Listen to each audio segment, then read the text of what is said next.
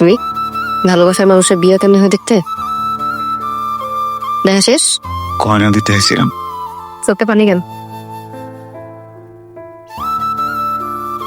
খুয়ে নাই পানি। পানি চোখের পানি মুছে ফেরা যায় না। এ কি হয়েছে তোর? ঠিক আছে? আমি ঠিক আছি, তোর স্বপ্নে লোক আছে।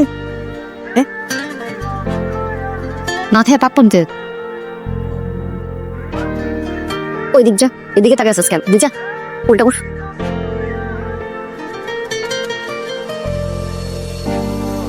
আসসালামু আলাইকুম। ওয়ালাইকুম আসসালাম। জীবন সুন্দর, আমি জানি তো। জানেনি যখন জীবনটা সুন্দর, কেন আমার কোনটা সুন্দর জীবনটা শেষ করতে আসছেন? আস্তাগফিরুল্লাহ, আমি জীবন শেষ করতে যাবো কেন? আমি চাইছি জীবন সাজাইতে। তো গয়না বানাইলে আমার দোকানে যাবেন, এই জায়গায় কি?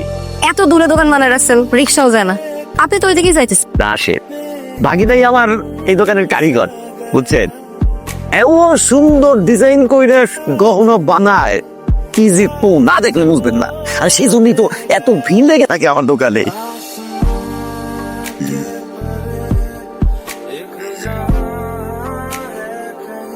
সকালবেলা যে নাস্তা বানায় রাখছি, না খাই আসলো কেন? নাস্তা বানাই দিকে আমার কষ্ট লাগে না? আচ্ছা, বিয়া দেওয়ার কথা কইছো তাতে আমার কোনো আপত্তি, কিন্তু এই যে বিদায় দিয়া দেওয়ার কথা কইছো, এটাই না ভালো লাগলো না। বিয়া দিলে এমন জায়গায় দিবা যেন আমি তোমার কাছেই থাকতে পারি। আব যখন চিরতরে আমার গোসাইটা দিয়ে চলে গেল, তখন তুই খুব ছোট। আমি তরে নিয়ে কই যামো, কি খামো, কিছুই বুঝতে পারতেছিলাম না বাবা। তখন তোর এই মামায় বট গাছের মতো আমাকে মাথার উপরে খাড়াইলো, তোর এই কলেজে ভর্তি করাই দিল, পড়াশোনা করাইলো।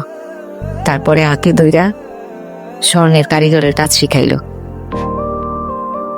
এখন তোর মামাই চাইতেছে তার সোনার দোকানটা তোরে দিতে, যাতে তোর ভবিষ্যৎ সুন্দর হয়, উজ্জ্বল হয়। আমি আর আমার ভাই ঠিক করছি যে মেহের লাগে তোর বিয়ে দিন। তোমার আর কষ্ট করে দরকার নেই। আজকে আমরা দুজন এক প্লেটে একসাথে খাবো, তাই না রাশেদ? আসসালামু আলাইকুম। ওয়ালাইকুম আসসালাম। আপনার জীবনের লক্ষ্যটা কি? যেই রাস্তা দিয়ে যাই সেই রাস্তা দিয়ে আপনি আটকায় দেন কি? বলার কাজ করে যে ব্যথাটা পাইলাম, পাটা মনে মস্কাই গেছে, না মনে ভাঙে গেছে, ক্লাসটা মিস হয়ে যাবে। একটু পৌঁছে দেবেন নাকি আমাদের? না, আমি আপনাদের দেখে বিশ্বাসযোগ্য মনে হয় না। ও কেন একটু বিশ্বাস করেন না? একটু বিশ্বাস করলে কি হয়?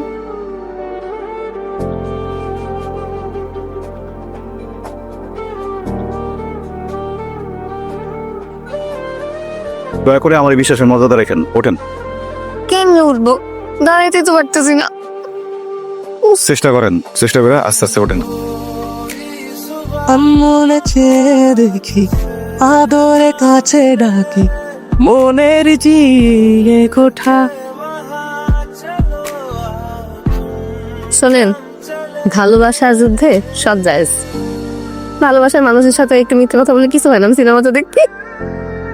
আমারই বলিস আসলে মাথায় সমস্যা আছে, চিকিৎসা আবশ্যক। জি ভাইয়া। মরে যাওয়ার আগে তোমার সুখের সংসারটা একটু দেখে যাইতেছে।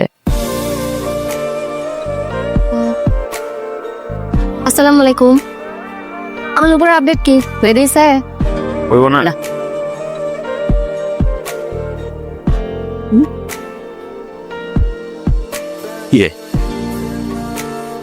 এই একটা নুপুর রাইখা দিয়েছো বেশিটা বেজের কাছে কি ভাই? ওটা বসো লাগা না, কি এখন প্রেমে করতে যাবো কি লিগা?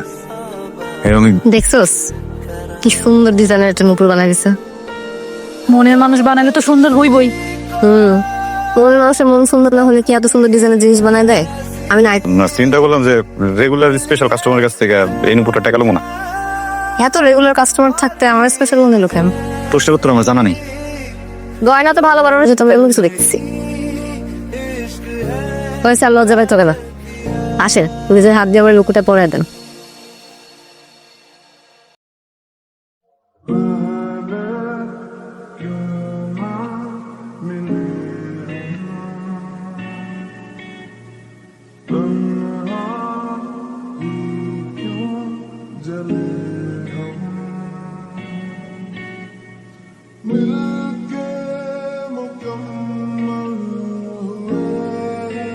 এত করে চাও তোর বাইক নাড়া বাড়ি আছে, চৌধুরী বাড়ি তোদের হাত দিতে তোর আজকে ব্যবসা আর তোর এই দোকান কিছু করলাম না, এরপর যদি আবার করস, হ্যাঁ বুঝস কি হবে, একদম এলাকা চলা কম। ইয়ে গেছে যদি তুই রূপর লোকের সম্পর্ক রাখোস তোর সাগরা খারা তোর বিশেষ জানের মায়া যদি না থাকে, আমার বোনটার কিন্তু তুই তার আর কেউ নাই। তোর কিছু হলে আমাকে কি হইব? হ্যাঁ, রূপা মামনি চলে আসছে, তাহলে আংটিটা পরাই দিই। আন্টি কিসের আন্টি? আর এই যে ছেলে কদিন পরে কানাডা চলে যাবে, তোকে আংটি পরে এঙ্গেজমেন্ট করে রেখে যেতে হচ্ছে। পরে কি জিজ্ঞাসেন আপনারা? হ্যাঁ শুনো মামনি, তোমাদের বাপ চাচারা যেটা বলে সেটাই কিন্তু করে, সেই সিদ্ধান্তই ফাইনাল। দাও দাও দাও, হাত বাড়াই দাও। ঠিক আছে। আমার আম্মার অনেক অসুখ, তার মধ্যে থাকি মামার সংসারে। 2 দিন পর পর ডায়ালিসিস করাইতে হয়, ঔষধ কিনতে হয়, এমনি অনেক চাপ। এর মধ্যে তোমার চাপটা আমি নিতে পারবো না। আমি বলতেছি যে তোমার আব্বা তোমার অনেক ভালোবাসে রূপা, তোমার খারাপ চায় না। যেমনি করে তোমার কয় এই কথাগুলো শোনো, তুমি মাইনানো সবকিছু। তুমি কি সত্যি আমাকে ভালোবাসো নাই? বিষয়টা ভালোবাসা না বাসান না, বিষয়টা পরিবারের। রূপা পৃথিবীতে না পরিবারের উপরে কিছু নাই, বুঝতে পারছো? আর আমি পরিবারের উপরে কিছুই নাই।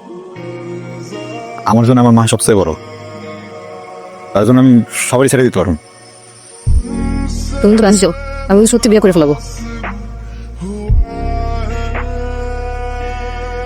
করে ফেলাও। আমি আপনার পছন্দের ছেলেটা বিয়ে করতে রাজি আছি, কিন্তু আমার একটা শর্ত আছে। আমার বিয়ের যত গয়না আছে সবই রাশের দোকান থেকে বানানো হবে। আমি ওরা দেখাই দিতে চাই যে কখনোই আমার যোগ্য ছিল না, আমি চৌধুরী বংশের মেয়ে। চাস এটা আমার বাস্তির মতো কথা হইতাস, এই চৌধুরী বাড়ি মেয়ের মতো কথা হইন। ভালোবাসা আজ তুই চিন্তা করে দেখ, রাশেদ ভাইয়ের ছাড়া তুই আরেকজনের লগে সুখী হতে পারবি কিনা। আমার কি করার আছে? রাশে দিতে আমার ফিরাই দিচ্ছে। আরেকবার ভাইবা দেখ। তোমাকে শুধু পাশে জানের মাদকতা, একা একা নীরব। ও গয়না দিতে আসছেন দা বল।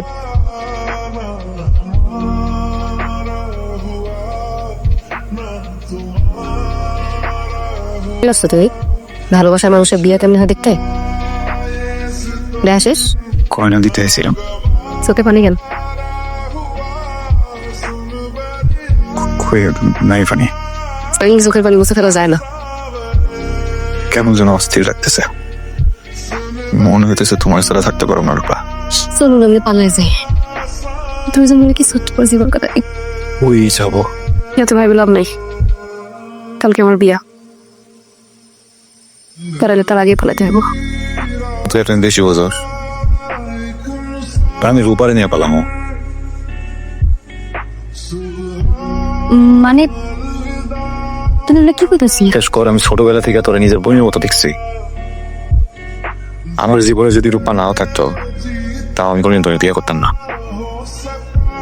মেহেদি আমরা যাওয়ার পরে মামারে মারি একটু ম্যানেজ করবি, শেষবারের মধ্যে জিনিস চাইছি, উপকারটা করবি না?